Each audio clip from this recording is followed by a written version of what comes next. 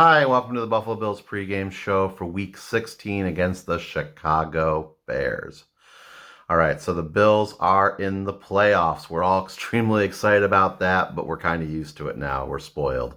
Um, the big thing now is the division, and all we have to do is beat the Bears to get into be the AFC East Division champs. But this game really does have trap game written all over it. It's like the easiest game we've had since the Rams game. So, it's very easy to walk into this game and being like, oh, we just beat the Dolphins. Let's just get through the Bears now, the holidays. But I don't know. As long as the Bills keep their heads on straight, there should be no problem getting into that game. But after seeing what the Bears did to the Eagles, granted they lost, but after seeing that, you got to open up your mind a little bit to think, oh, you know what? Maybe this Bears game might not be as easy as we think. Not to mention, we've only won in Chicago one time, and that was 8 years ago when EJ was the quarterback. Before then, we had never won in Chicago before. Now, they are talking about possibly moving the game because of the weather, but I honestly don't think that's going to happen because there's more than one game going to be impacted by the weather. I don't think they're not going to move like 4 games. So for the offense for this game, looking at the Bills' offense, in terms of game planning, I think just keep it the same. It's going to work. The Bears' defense isn't that good at all. So honestly, they can do exactly what they always do, and they shouldn't have any problems. However, we are missing a couple linemen. Mitch Morse went out with a concussion. Ryan Bates is still hurt. However, I think Bates is going to be ready for this game. So I see Van Roten coming in to be either the center again or possibly the guard. I don't think they're going to stick with Quessenberry at guard. That was just kind of an emergency situation. I know Bucker is back, but I don't think he's going to be ready to play for this game yet. He just got back. I don't think he's going to be ready. So I think Van Roten and Bates are your best bet. I don't think Mitch Morse is going to be ready by then. If they're both out, then yikes. I don't know. It might be a Quessenberry Van Roten thing, or maybe they'll throw in Bucker. We'll see. Bobby Hart's still there. I don't know, but I think that's like extreme backup there. On the defensive side of the ball. So yeah, we lost Boogie Basham, or we didn't lose him per se, but he's injured, which hurts the depth for edge rusher. Losing Vaughn was one thing, but now our only backup is AJ Epenesa. So the question is, are they going to bring up somebody from practice squad? I don't know. They might. Same thing with D tackle. Jordan Phillps is still battling an injury. So when we're facing the best running offense in the Chicago Bears, believe it or not, the best rushed offense, it's not the greatest thing to be hurting up front. So there is one thing the Bills could do, which would be a change from normal, and that is actually play a 4-3. I love the nickel defense, and I know that they're comfortable with it.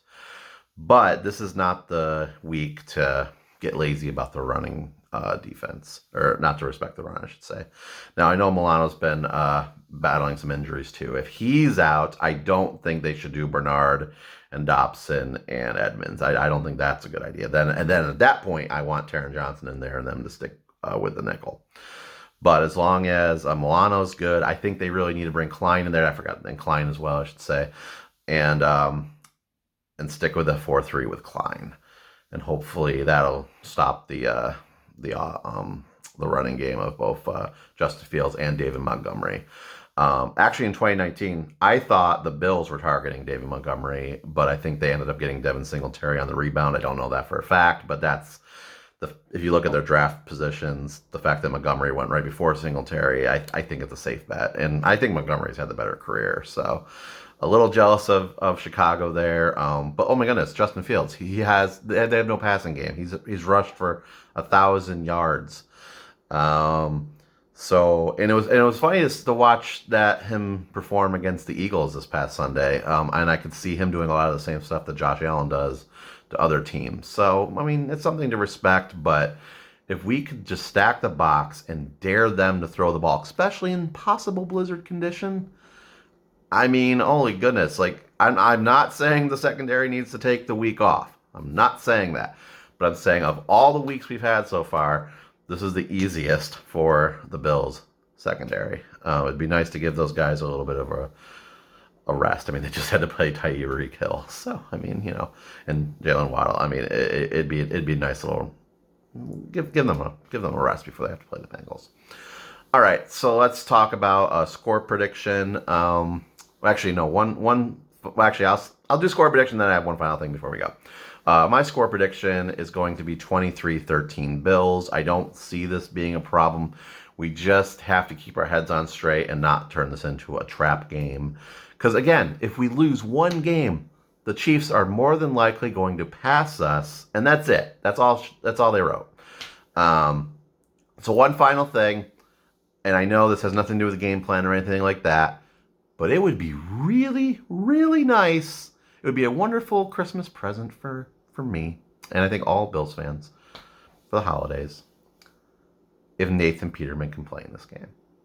I mean, do you guys remember the last Bills game? That was Peterman's last start. That's when he threw 3 interceptions, and we lost horribly to the Bears at home. And it would be really nice to see Peterman 4 years later playing as the Bears quarterback. I don't want anything bad to happen to Justin Fields. Like, don't mistake what I'm saying. I just, maybe they want to play for a draft pick. I don't know. It's some way to get Peterman in there, and we pick off Peterman. It'll be the greatest thing that's happened to the Bills since we sacked Rob Johnson when he was in for the Washington Redskins back in 2004 or 2003. 2003. All right.